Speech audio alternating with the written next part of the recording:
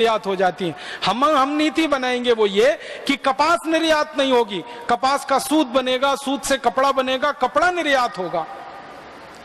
कपास बिक जाती है 12-15 रुपए किलो और कपड़ा बनाकर बेचो ना तो वही कपड़ा बिकता है 300-350 रुपए किलो। किलो के हिसाब से बात कर रहा हूं। जो कपास हम 12-15 रुपए किलो में बेच देते हैं, उसी कपास का कपड़ा अंतर्राष्ट्रीय बाजार में 350 रुपए किलो में बिकता है। तो हम सीधे कपड़ा क्यों नहीं बेचें? और भारत का कपड़ा तो ऐसा अद्भुत होगा, हाथ से बना, हाथ से कता। दुनिया लट्टू है इस कपड़े पर। पूरी दुनिया के यूरोप और अमेरिका के बाजार में आप झूठ मूठ को ये कह दो कि ये कपड़ा हाथ से बना है और हाथ से बुना है, आप जो कीमत मांगोगे वो देने को लोग तैयार हैं। क्योंकि हाथ से बने कपड़े को पहनने का और हाथ से बुने कपड़े को पहनने का सैकड़ों साल से वो भूल गए हैं, क्योंकि मशीन का बना कपड़ा पहनने को मिलता है और मशीन से ही वो बुनता है। तो अमेरिका और यूरोप में लोग मुंह मांगी कीमत देने को तैयार हैं हाथ के बुने कपड़े को खरीदने के लिए। हमें वही करना। 4 लाख गांव में हम चरखे चलवा सकते हैं, सूत बनवा सकते हैं, खादी बन सकती है और वो खादी दुनिया भर के देशों में निर्यात होकर लाखों करोड़ों रुपए देश की आमदनी बढ़ा सकती है। मैंने एक दिन हिसाब निकाला था कि ये 4 लाख गांवों में खाली सूत बने, कपड़ा बने, इसी काम में 15 करोड़ लोगों को जिंदगी भर के लिए रोजगार मिल सकता है। 15 करोड़ लोगों को। आप सोचो, एक तो बेरोजगारी भी खत्म हो हमारी। तो ध्यान में दिलाना चाहता हूं वो आपको ये कि हम कपास निर्यात कर रहे हैं तो देश की बेरोजगारी बढ़ा रहे हैं और रोजगार का निर्यात कर रहे हैं। अगर हम कपास से कपड़ा बना रहे हैं तो देश की समृद्धि बढ़ा रहे हैं, रोजगार बढ़ा रहे हैं और बाहर से रोजगार का आयात कर रहे हैं। इसी तरह का और एक उदाहरण देता हूं। हमारे भारत देश में बहुत बड़े पैमाने पर अन्न पैदा होता है, गेहूं, चावल, चना, दाल, मटर। कई बार सरकार के पास बफर स्टॉक में बढ़ जाता है तो दूसरों को वो निर्यात कर देते हैं, गेहूं निर्यात कर देते हैं, कई बार कुछ और निर्यात कर देते हैं। हम जो नीति बनाएंगे वो ये कि किसी भी देश को निर्यात करना पड़े अगर बफर स्टॉक बढ़ गया तो।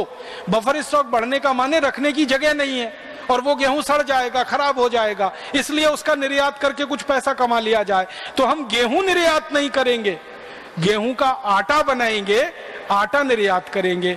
गेहूं के आटे में से मैदा निकालेंगे, मैदा निर्यात करेंगे। गेहूं के आटे में से मैदा निकलने के बाद सूजी निकालेंगे, सूजी का निर्यात करेंगे। एक ही गेहूं में से 3 चीजें बना के हम निर्यात कर सकते हैं। और गेहूं निर्यात होता है 10-11 रुपए किलो और आटा बिकता है 26 से 30 रुपए किलो। तो 11 रुपए किलो की चीज से अगर 26 रुपए किलो का भाव मिलता है तो 11 रुपए किलो की क्यों बेचें? हम तो 26 रुपए किलो की बेचेंगे। और आटे को ऐसा बनाएंगे आरोग्य आटा जैसा, उसमें गेहूं है, चना है, जव है, फिर उसमें बाजरी है, फिर ऐसे 9 तरह के अनाज मिला के जो दुनिया के देशों ने कभी खाया नहीं, कभी स्वाद भी नहीं चखा, वो तो दीवाने हो जाएंगे इस आटे के। इसमें कैल्शियम भी भरपूर है, आयरन भी भरपूर है और दुनिया भर के लोगों को कैल्शियम और आयरन की पूर्ति के लिए जो गोलियां खानी पड़ती हैं, ये आटा उन गोलियों को खत्म कर देगा। अंत में उन गोलियों को बनाने वाली कंपनियां भी झक मार के यही आटा बेचेंगी, गोलियों को खत्म करना पड़ेगा। तो हम हमारे देश को गांव के स्तर पर कैसे स्वावलंबी बना सकते हैं। और एक उदाहरण देता हूं, हमारे देश में 1 लाख से ज्यादा गांवों में टमाटर पैदा होता है। टमाटर की चटनी बन सकती है, सॉस। अब टमाटर बिकता है 12-15 रुपए किलो, टमाटर की चटनी बिकती है 200 रुपए किलो। मालूम है? Maggi hot and sweet chili sauce, और वो बिकती है ये कह के इट्स डिफरेंट। उसका डिफरेंस पता है क्या है? 3 महीने पुरानी सड़ी गली है, यही है डिफरेंस उसका।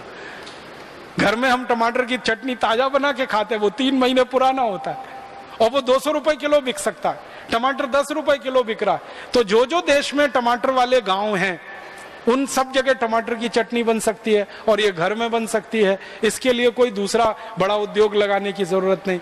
इसी तरह देश में अंगूर होता है, इसी तरह देश में 2000 से ज्यादा चीजें गांव में जो होती हैं उनको पक्का माल बना के ही बेचना है, कच्चा माल नहीं बेचना।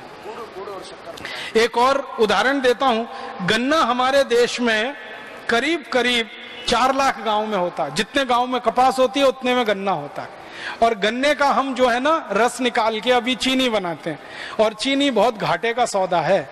चीनी की मिलों को चलाने के लिए सरकार को हजारों करोड़ की सब्सिडी देनी पड़ती है।